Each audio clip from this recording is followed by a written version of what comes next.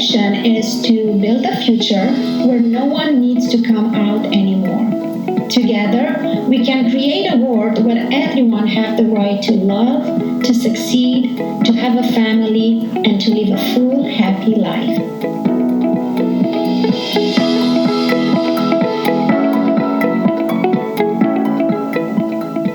Welcome back, everyone. Today, our guests are two amazing women, Carolyn and Sonia. Welcome, ladies. Oh, thank you for having us. Thank you. Absolutely, it's my pleasure. And what led me invite you to my podcast is that last week when I met you at the conference in Phoenix, I was just moved by the way that Sonia stood up at the microphone and just being there for her wife, being supportive, loving, and just speak in front of 700 people and show us that regardless of your gender identity, you get to have access to love, to a family, to success, to a supportive partner. And that is what I invite you guys to share with us today. Oh, absolutely. Well, initially, Carolyn invited me to go to sit into the actual conference, but I was going to go with her anyway, but not be a part of it. But then I started thinking at the last minute, well, she supports me in my military career and sheriff's department career for many years. We've been together for 18 years now.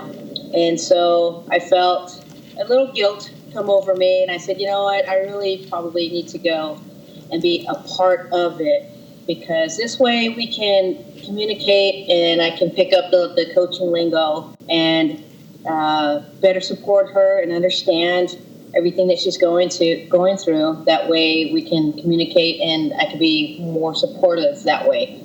The same way she's always been supportive of me. Little did I know I was going to end up being up there, being the super supporter that ended up being, letting everyone know that this is my wife. She's awesome. I love her. And, I'm here for her 300%. And that's, the love that we have for each other.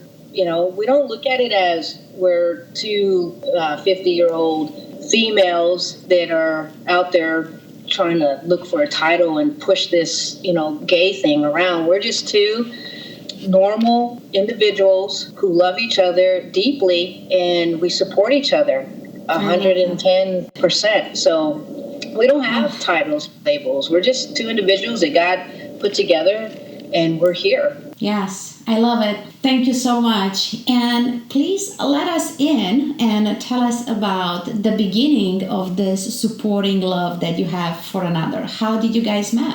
Yeah, Carolyn, you want to take this one? Well, I had been in a long-term relationship, and I had been out of that relationship for a year. And a friend of mine said, "You need to go out. You need to do something." And I was like, "No, I have a daughter, and she was, 6 years old at the time, and so I was completely focused on her, and I didn't think that I needed to bring anybody else into my life." And my friend was like, "I expect you to drop off your daughter at my house at this time, and I don't care what you go off and do after that, but you need to have some space for yourself." And so I did. I had called a friend of mine and I said, "Do you want to go out and go dancing?" And she was like, "Yeah, let me get a babysitter and I'll meet you." And she never showed up. So there I am, stuck at this bar, talking to the bartender, and just, I'm like, okay, I'm just going to go with this. I'm just going to have a good night. And then I saw Sonia come walking in with her friends that she was hanging out with, and I was like, oh, she's kind of cute. So I was just have a good time. I wasn't interested in meeting anybody. I just wanted to have fun. So I have this policy that if somebody asks me to dance, I always say yes. Because I've asked other women to dance and they've turned me down. And so this cute little woman comes walking up behind me and she says, 1 in 20 will say yes. And I looked at her and I was like, 1 in 20 will say yes to what? And she says, well, 1 in 20 will say yes to dancing with me. And I said, I'll dance with you. And so, My awesome pickup line. right, her awesome pickup line. I'm like, who says that? Who goes 1 in 20 will say yes, and I just happen to be the 1 in 20. I'm like, how many other women have you asked to dance? I love it. So we ended up dancing. We had a really good time. We had a pretty strong connection. And so we spent a lot of time just communicating through emails and phone calls because she lived about 3 hours away from me. Mm-hmm. And so really great conversations. Like I felt like we could talk about anything. There was just this really great connection between us. So then she had made plans on coming down to spend some time with me. It was going to be her first visit down to see me. And I get this phone call from my ex-girlfriend who I haven't seen in over a year now. And she's like, I need a place to crash. Can I crash over at the house? And I'm like, oh my gosh. Not a good time. Not a good time. Right? This is not a good time. But I'm like this really kind-hearted person. So I'm like, nobody needs to sleep out on the streets, whatever. So I told her yes. So I called Sonia on the phone. And I said, I'm so excited that you're going to come out and we're going to get to spend this time together. I said, but I have to tell you that my ex-girlfriend is going to be at the house. So if you don't want to, I understand, but I can't have you come out and then go, oh, well, my ex-girlfriend's at the house after you've already driven down.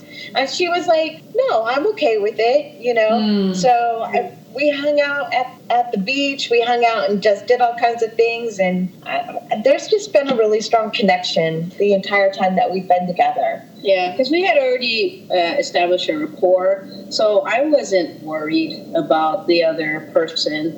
And like Carolyn says, if she needed a place to stay, that's fine. Uh-huh. It's her issue was not our issue. Right. Yes. So, Carolyn lived in San Diego and I was like 3 hours north towards Vegas. So, yeah, it was no big deal. I love it. That was like a little speed bump. Right. But the cutest part of our story, I think, is, it was a year into our relationship when she asked me to go to Hawaii with her. We hadn't known each other very long, and she's like, I'm going to Hawaii in September. And I'm like, oh, that sounds like fun. She's like, I'd love for you to come with me. And I'm like, who asks me to go to Hawaii with them when we barely know each other? And I said, well, what if we're not dating then? She goes, well, then we'll go and we'll have a really great time together. And it'll be a lot of fun. And I was like, okay, well, that's a great way of looking at things. Mm-hmm. So, but while we were in Hawaii, she proposed to me and asked me to marry her. And I almost drowned her at Waimea Falls. Yeah.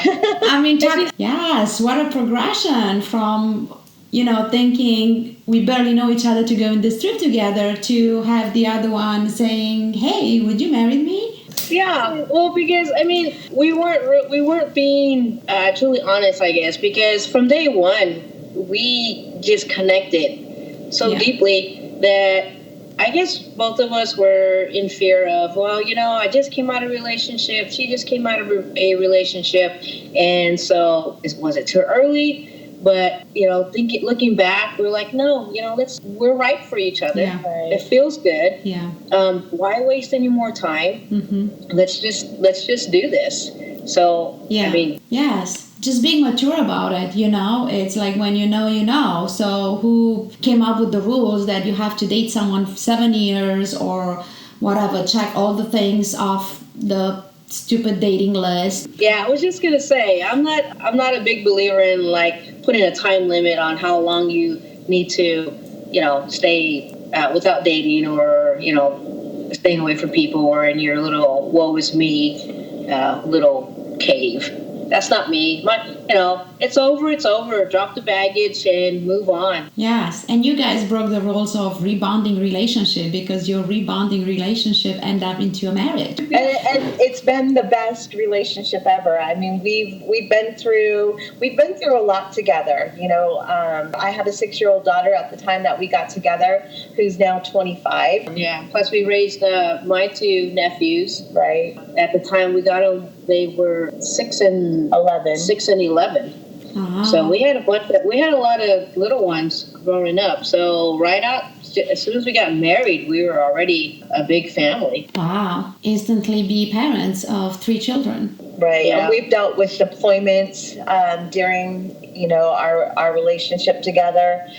We've dealt with her being in the military and not being able to talk about who I am. The don't ask, don't tell. Right. Right. Do you mind talking a little bit more about what was the challenges and how did you overcome them? There's been a lot of challenges in our relationship. Sonia worked for the sheriff's department, so she worked 12-hour days. And so she would leave early in the morning or she would work all night long. So there were a lot of times where we were passing. I was on my way to work. She was on her way home from work, and we just would have to figure out a way to make that work. Or being deployed for 3 to 4 months at a time and just having that long distance relationship. And we've been through our share of severe hardships in our relationship. But I think the thing that always works out for us is that we started out, we really got to know each other. We knew what the expectations were for each other. We've always had a great deal of respect for each other. We've always had a great deal of respect for our relationship and careers and who we are individually. Mm-hmm. And so I think it's all come down to being as supportive of each other as we possibly can, and understanding that each one of us brings something unique and different to the relationship. And if you really love somebody, it doesn't matter what the struggles are. It does not matter what you go through. If you're meant to be together, it's always going to work out. Yeah, you just definitely have to work together. But I have to say one of the biggest challenges were the kids. Because, like I said, Carolyn had Holly, and then she went through her teens.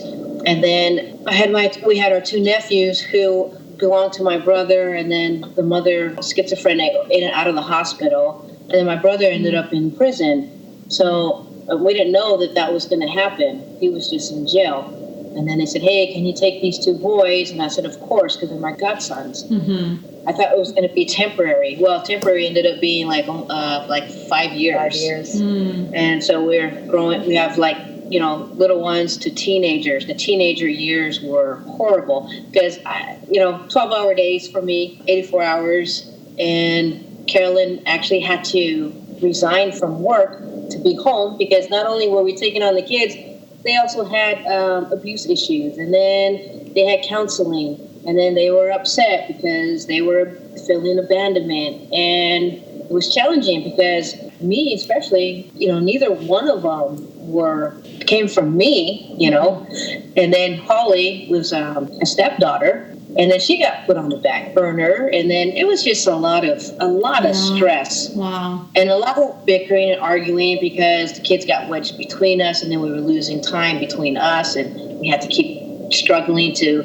meet in the middle again and know each other. And today, we have a granddaughter, and the mother is finally back in her life. We raised her for the first 5 years of her life. Yes, and that's back in her life. It's only been two months, and it's like we're dating again because we're without kids. I mean, they're still at home, but we are out and about, and it just feels weird to be unattached to kids, period. Right. To me, that was the biggest struggle, kids, yes. Not having time for us. Because, like I said, right out of the chute, we were with kids, with family, right. And it's the same struggles as heterosexuals. It doesn't matter, male, female, we're all raising kids. We have school, we have projects, we have homework, we have after school, football, cheerleading, all of that. We had the Toyota Sienna van driving around everywhere, Right. Yeah, we made it work. Night shift, day shift, black out the curtain, let me sleep. I'll get up and help you where I can.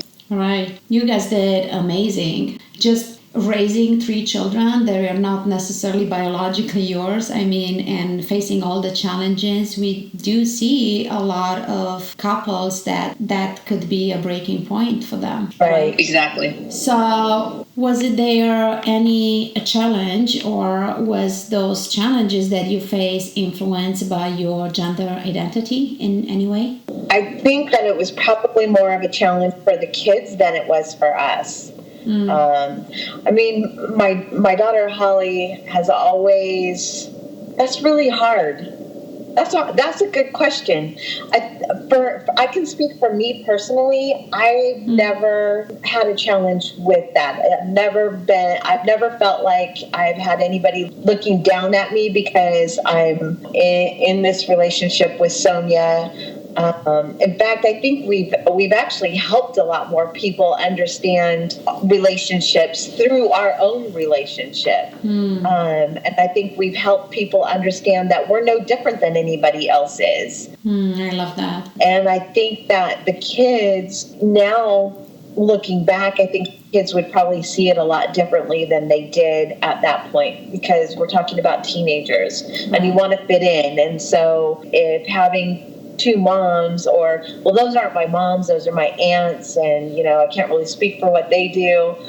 I have a mom and a dad, kind of a situation. But for Holly, that's always been her life. I got into that was her norm. That was normal for her. Yes. Yeah, and I would say for the boys too, it's always been their norm as well, because my mom was gay, and I had two moms growing up. Now, we're talking growing up in 70s and 80s. Was there an issue for me trying to fit in at that era? Absolutely.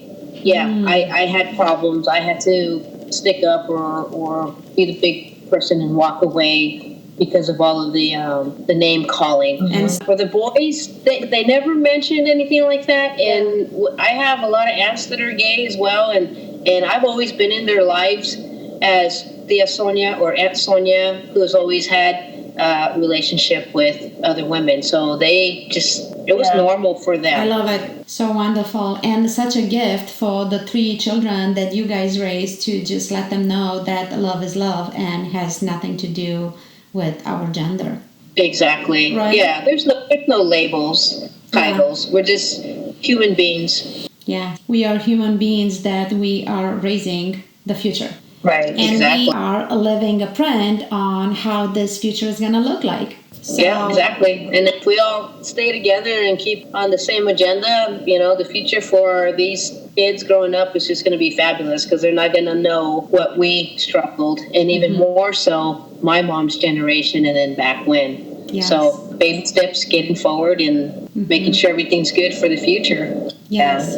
Yes. And I would like to launch an invitation right now. Would you guys come back and just share your experience of growing up, and how was your coming out process? Oh, absolutely. Who doesn't like to talk about themselves? Yeah. Especially if it's for a good cause. Absolutely. Yes. Fantastic. Thank you so much. And for now, I just want to thank you for showing, especially the youth, that it is possible to fall in love, to create a family, raise 3 children, and 2 decades later still be together and love each other and support each other. So this being your experience, what will be a piece of advice that you could give to our listeners?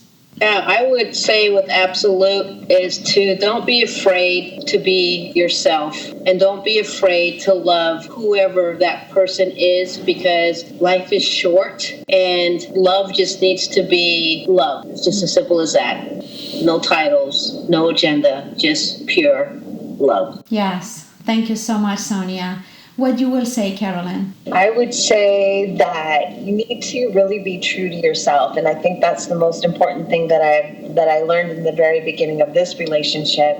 Was we both knew what we were coming into this relationship with, and we knew what we didn't want to put up with in a relationship. So I would say be strong with what you will accept and what you won't accept, because once you find that person who loves you, all of you, even the parts of you that you don't fully love yourself, you're going to just make it through anything, because love really will conquer anything else that's going on in a relationship when it's true. Absolutely. Yes. Thank you, Caroline. What a beautiful way to close our conversation today with this amazing, powerful messages. Show up fully being yourself. Don't be afraid to love, and don't be afraid to let the other one love you back. So thank you both for being here today, and I cannot wait to have you back. Okay, Right? absolutely. It's been our pleasure to do this. Yeah. So thank you for inviting us. Thank you Definitely. very much for inviting us. And we look forward to doing this again with you. Thank you Yep. so much. Thank you. Thank you for tuning in to Redefine Family, a Spark Transformation podcast. Feel free to share your story, knowing that your story could change someone's life. We invite you to spread the love by sharing our message with others. And leave your comments at spark@redefinefamily.com. Until next time, remember that you are the spark in your life. Just shine bright.